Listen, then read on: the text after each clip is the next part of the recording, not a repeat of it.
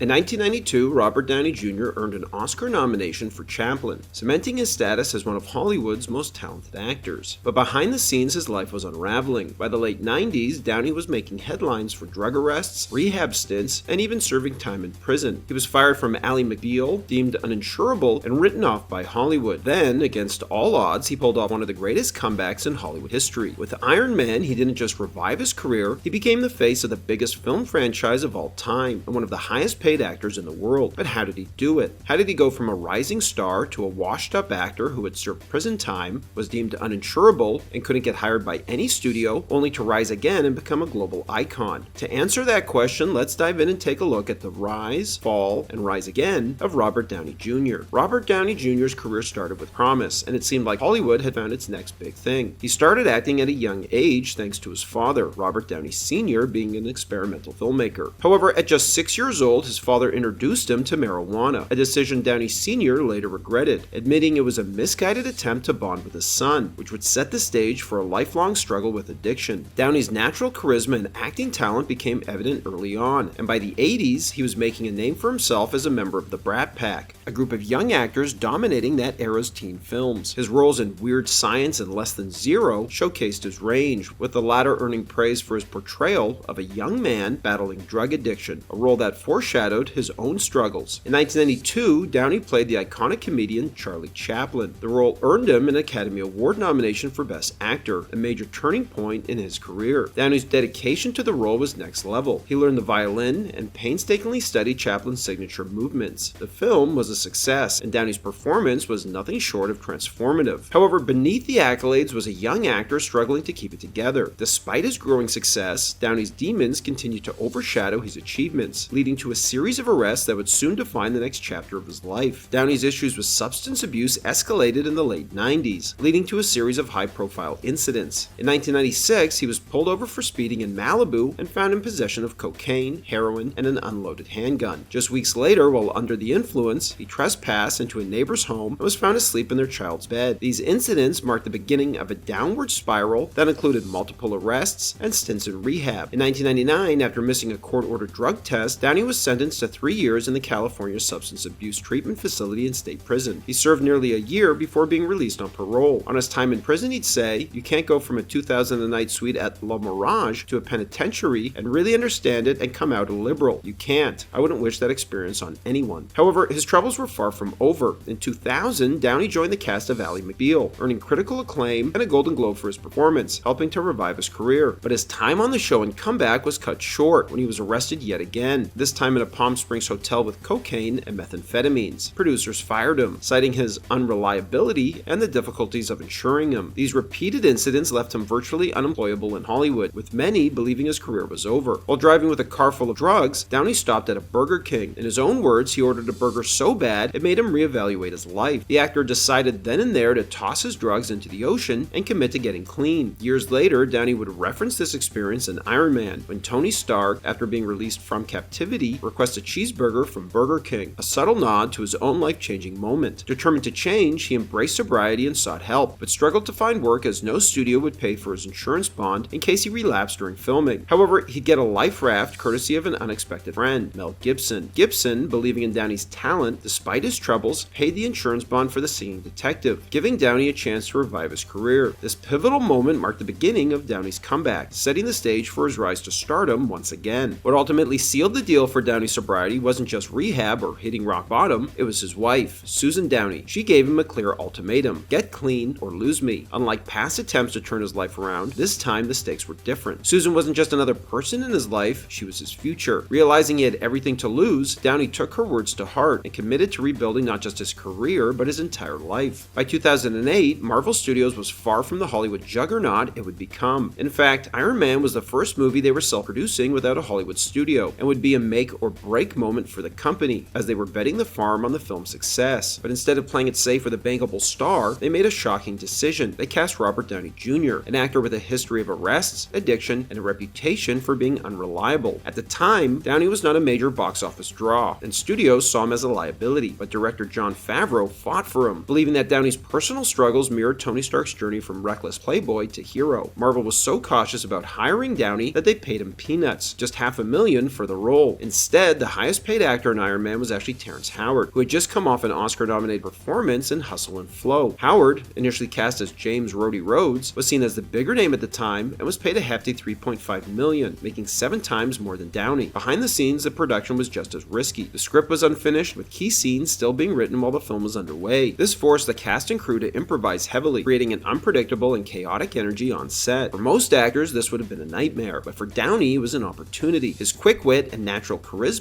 shaped Tony Stark's personality on the fly, transforming him into the snarky, self-assured genius that audiences would fall in love with. Some of the film's most memorable moments, including Stark's iconic "I am Iron Man" reveal, were Downey's improvisations. Despite all of these uncertainties, Iron Man became a massive success, grossing $558 million worldwide, and proving that Marvel's gamble had paid off. Downey, who had been paid less than $1 million, didn't just revive his career, he became the face of a bold new experiment, the Marvel Cinematic Universe. Casting him had been a risk, but now Marvel was attempting something even riskier, building an interconnected franchise unlike anything Hollywood had seen before. But just as everything seemed to be falling into place, it almost came crashing down with Iron Man 2. Terrence Howard, who had been the highest paid actor in the first film, found himself pushed out of the franchise after a heated pay dispute. Howard later claimed that Marvel took the money promised to him and gave it to Downey, as the newly minted star demanded and received a major salary bump for the sequel. Meanwhile, Iron Man 2 was rushed into production, with Marvel eager to expand their universe but cutting corners along the way. Originally, the film was set to tackle the Demon in a Bottle storyline, which explored Tony Stark's battle with alcoholism, one of the most defining arcs in the comics. However, Susan Downey allegedly had reservations, feeling that if Downey immersed himself in a role centered around addiction, it could lead him to relapse. Having fought so hard to rebuild his life and career, the risk was too great. Instead, the storyline was toned down, shifting the focus to Stark's palladium poisoning and government pressure rather than a direct struggle with substance abuse. The final product, while financially successful, was widely seen as one of the weaker entries in the franchise, weighed down by studio interference, underdeveloped villains, and a rushed script. But even with its flaws, Iron Man 2 laid the groundwork for the Marvel Cinematic Universe, teasing a larger world that would soon take over Hollywood. Captain America: Civil War was a pivotal turning point for the MCU, expanding the franchise's scope far beyond what had come before. But behind the scenes, the movie almost didn't include Iron Man at all. Marvel Studios president Kevin Feige faced intense resistance from the higher-ups at Marvel Entertainment, who balked at the sky-high price tag that came with putting Downey in a Captain America film. At this point, Downey had cemented himself as the face of the MCU, and he knew his value. He wasn't going to come back cheaply. While Marvel initially planned a smaller-scale sequel that continued the Winter Soldier storyline, Feige saw an opportunity to go bigger. His plan to adapt the Civil War storyline meant that Stark had to be the center of it, setting up a dramatic, ideological clash with Captain America. But there was just one problem: Downey's salary demands. The notoriously frugal Ike Perlmutter, then still overseeing Marvel Studios, refused to pay Downey what he wanted, and ordered that Stark be written out of the film. Instead, Marvel considered replacing him with the Hulk, leading one faction of the Avengers while Cap would lead the other. Feige, knowing that the Civil War storyline wouldn't work without Iron Man, fought back, convincing Disney executives that the film wouldn't just be another sequel, it would be the next level of world building for the entire MCU. Eventually, Feige won the battle, securing Downey's return and reshaping the film into what fans know today. Downey, who had once struggled to land a role in Hollywood, now held all the cards. Not only did he negotiate a massive payday, but his involvement helped set the MCU on a path toward billion-dollar box office dominance. And the risk paid off. Civil War was a box office smash, grossing over $1 billion,